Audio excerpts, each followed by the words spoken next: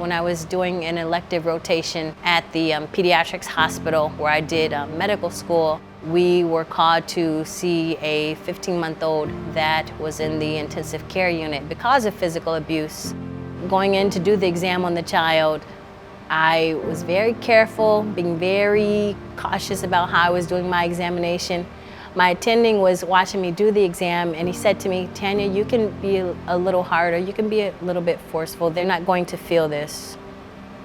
And at that point it clicked to me, wow, this child is not there. This child is gone because of physical abuse. This was preventable. This was preventable. I just remember that kept going on back and forth in my head. This was preventable.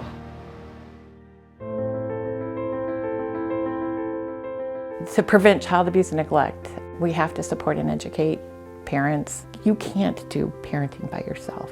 You really need a group of family and friends and a community. Children deserve and families deserve to be their best selves, and without the funding from the state and without support, a lot of groups that are marginalized in particular are not able to access these types of things.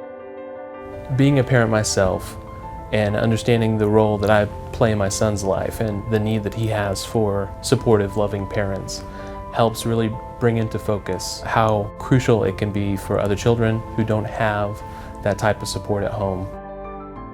We cannot have a healthy, safe society when we don't have kids who have safe, stable, and nurturing environments. CTF's mission is to prevent child abuse and neglect, and we do that by funding community-based organizations to prevent child abuse and neglect. We do it through public education, and then we do it through policy and systems level change.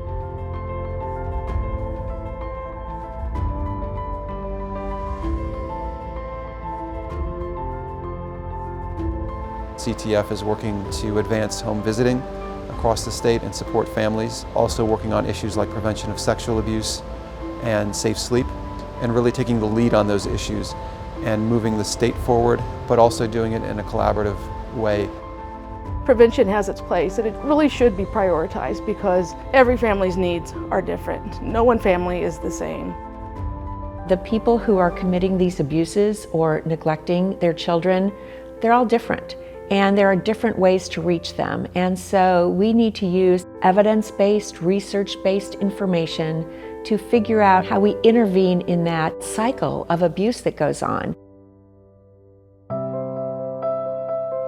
The child's environment is highly impacted by the state of that parent's well-being. Is that parent dealing with substance abuse?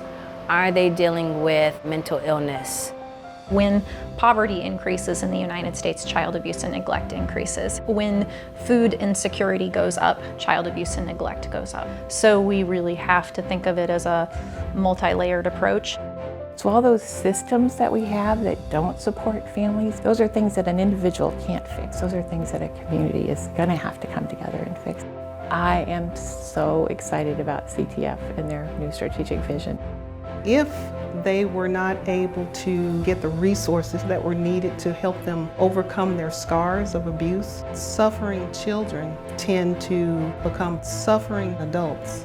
Our future begins with tomorrow and these children that we have. When we can make their lives not only better, but really good, we can allow them to become the best selves they can as they grow up. This is one way to intervene to try to make sure that all kids are taken care of.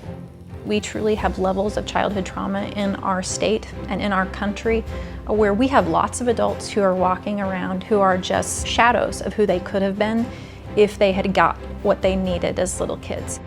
CTF doesn't just talk about problems, we talk about solutions. Our whole work is what can we do to solve this problem, and we want to work with anyone who helps us do that. When we see impact, when we see the results of our work, it makes it all worthwhile.